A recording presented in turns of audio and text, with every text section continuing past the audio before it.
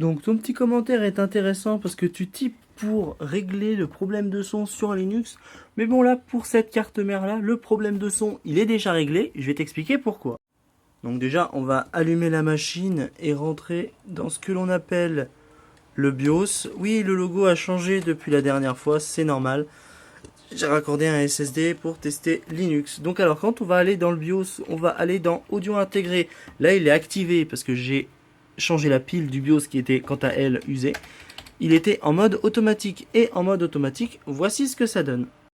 Et pendant qu'il redémarre, bah vous voyez, le logo il a changé parce que j'ai déconnecté le disque dur en SATA en fait. C'est juste le disque dur en SATA qui varie. Donc on va laisser Windows démarrer.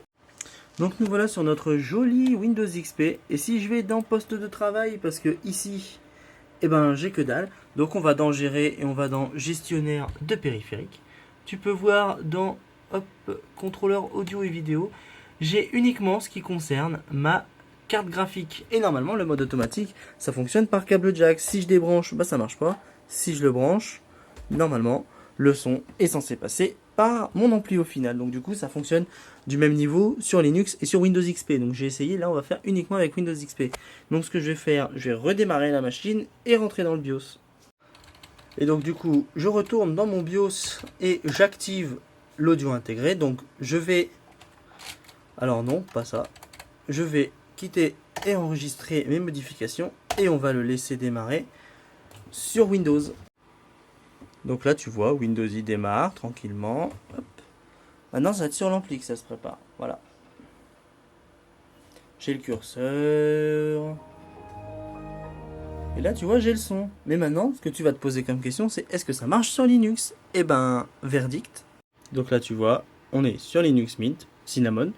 Et donc je vais te lancer une musique pour être sûr que ça fonctionne. Parce que j'ai activé dans le BIOS. Et voilà.